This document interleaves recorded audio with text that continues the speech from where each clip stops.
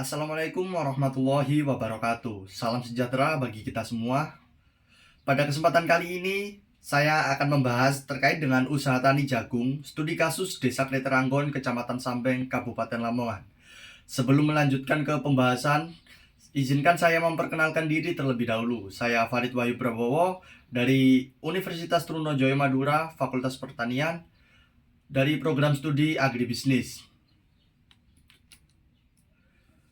Pembahasan pada video kali ini yang pertama yaitu ada latar belakang, yang kedua permasalahan dan solusi, yang ketiga klasifikasi usaha tani, yang keempat faktor produksi usaha tani, yang kelima biaya-biaya usaha tani, dan yang keenam penutup. Langsung saja ke pembahasan yang pertama yaitu latar belakang. Jagung merupakan salah satu tanaman pangan yang sering dibudidayakan masyarakat Indonesia. Menurut Septiadi 2021, jagung merupakan salah satu bahan pangan yang sangat penting karena menjadi sumber penghasilan karbohidrat kedua setelah nasi. Produksi jagung di Indonesia masih sangat rendah, di mana produksinya tidak memenuhi permintaan dalam negeri. Di Desa Kleteranggon sendiri, jagung tidak dibudidayakan secara gencar dan intensif. Hal itu karena jagung merupakan tanaman sampingan. Tanaman utama yang dibudidayakan oleh masyarakat Desa Kleteranggon adalah padi. Meskipun demikian, jagung menjadi sumber penghasilan utama oleh para petani di Desa Kleteranggon. Hal itu karena hasil dari budidaya jagung itu dijual semuanya sehingga keuntungannya menjadi keuntungan utama dibandingkan budidaya padi. Langsung saja masuk pembahasan yang kedua yaitu terkait dengan permasalahan dan solusi yang dihadapi oleh petani saat melakukan budidaya jagung. Permasalahan yang pertama yaitu lahan yang digunakan untuk budidaya jagung berlokasi di tempat yang jauh dari jalan utama atau jalan raya. Yang kedua yaitu sulitnya mendapatkan tenaga kerja yang disebabkan oleh saat masa tanam atau masa panen jagung, biasanya petani menanam atau memanen jagung secara bersamaan sehingga tenaga kerja yang dibutuhkan itu berkurang atau bahkan tidak ada. Lalu yang ketiga yaitu harga jagung yang selalu berfluktuatif. Berikutnya itu solusi yang dapat saya rekomendasikan untuk membantu permasalahan yang dihadapi petani dalam budidaya jagung, yaitu yang pertama membangun akses jalan untuk memudahkan transportasi. Walaupun jalan yang ada pada lahan jagung jauh dari jalan raya, dapat dibangun atau dilebarkan agar dapat dilewati oleh kendaraan seperti motor. Lalu yang kedua yaitu mengajak para pemuda desa untuk terjun di pertanian dan penggunaan teknologi. Penggunaan teknologi dilakukan tentunya agar dapat membantu mengurangi tenaga kerja yang dibutuhkan, seperti penggunaan teknologi mesin penanaman jagung ataupun mesin pemanen jagung. Yang mana mesin yang digunakan ini tentunya tidak membutuhkan banyak orang, hanya membutuhkan 1 atau 2 orang.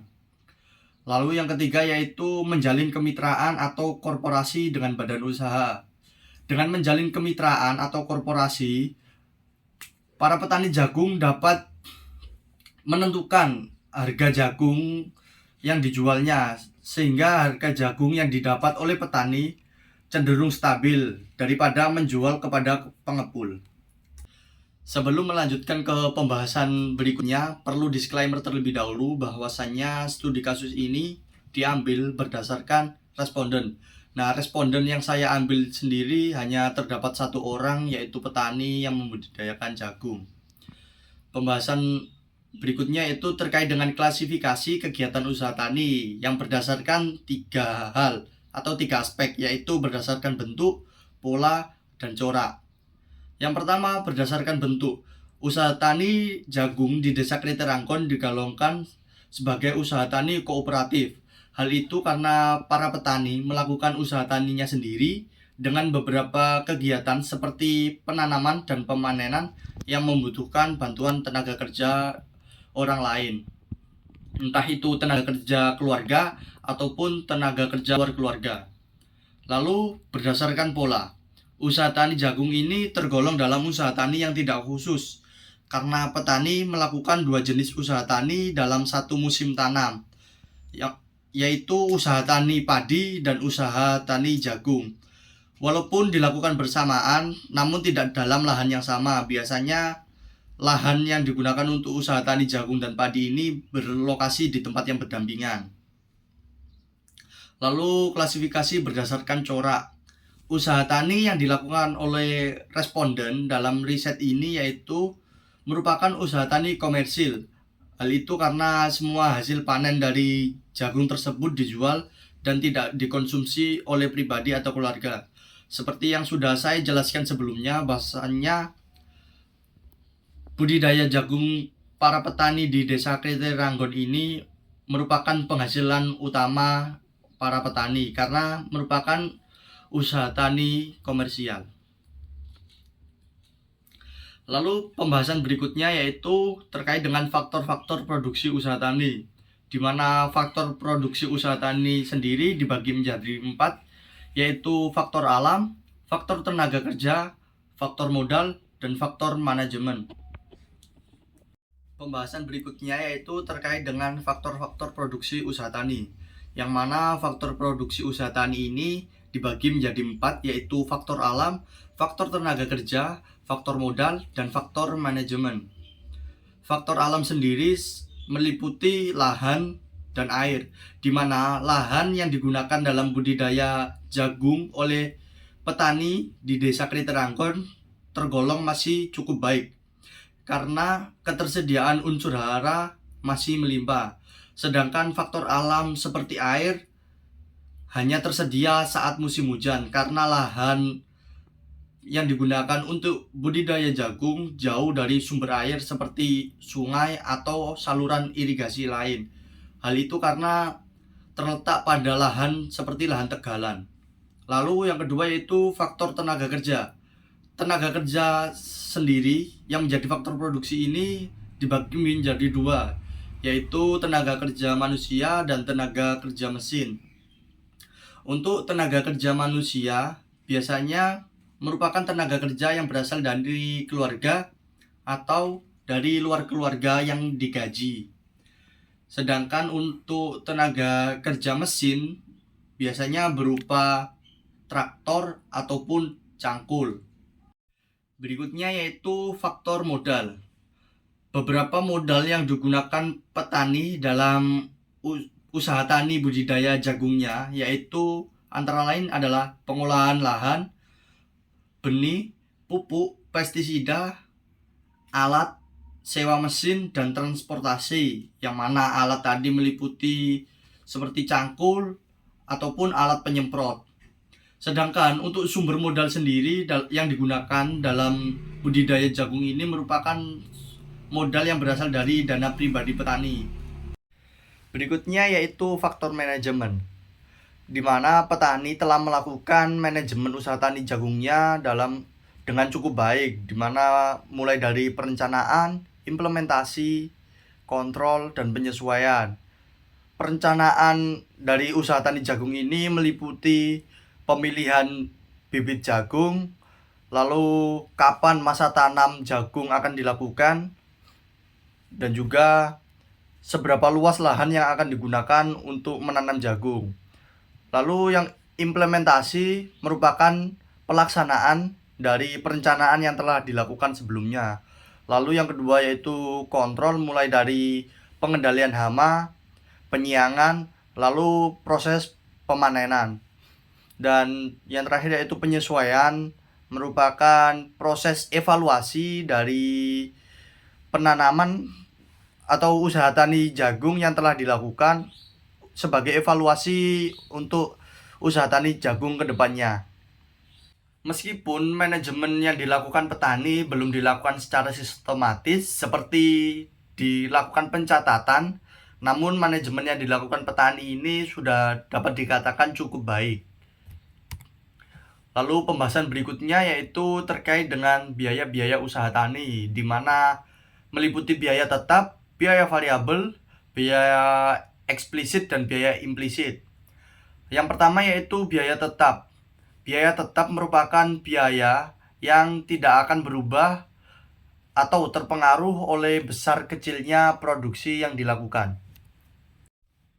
Biaya tetap yang dibutuhkan oleh petani dalam riset ini yaitu meliputi biaya pajak lahan sebesar Rp500.000, lalu biaya alat pertanian sebesar Rp750.000, biaya perawatan alat sebesar Rp25.000, dan biaya penyusutan alat sebesar Rp75.500, dengan total yaitu Rp1.350.500. Berikutnya yaitu biaya variabel. Biaya variabel merupakan biaya yang besarnya tergantung dengan besar produksi yang dilakukan. Semakin besar produksi yang dilakukan, semakin besar pula biaya yang dibutuhkan. Lalu biaya variabel yang dibutuhkan oleh petani ini meliputi biaya tenaga kerja sebesar Rp2.510.000, biaya pupuk sebesar Rp2.475.000, lalu biaya pestisida sebesar Rp260.000, dan biaya benih sebesar Rp900.000, serta biaya transportasi sebesar Rp300.000, sehingga total biaya variabel yang dibutuhkan yaitu Rp6.445.000. Berikutnya yaitu biaya implisit. Biaya implisit merupakan biaya yang diperhitungkan namun tidak benar-benar dikeluarkan.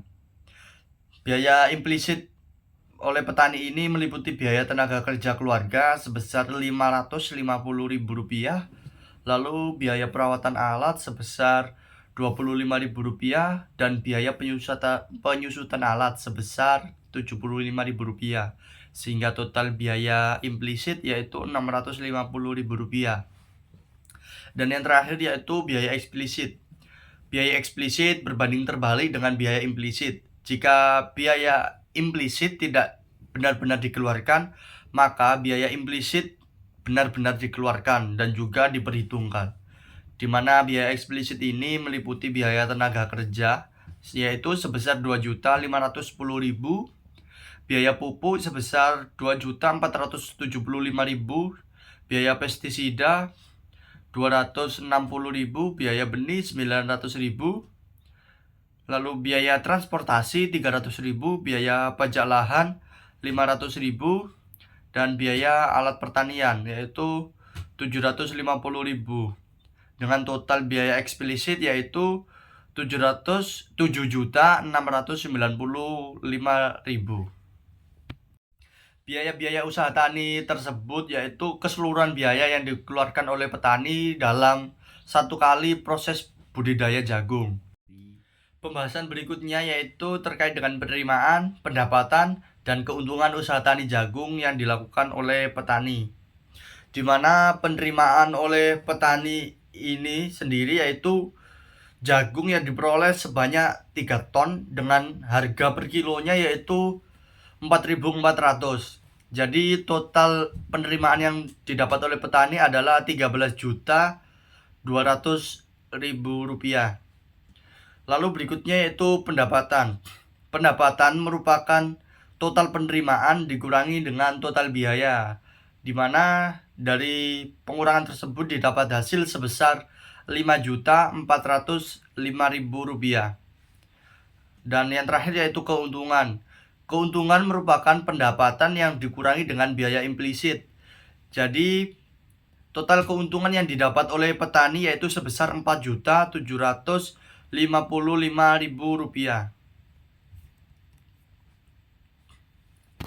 Lalu pembahasan yang terakhir yaitu kesimpulan.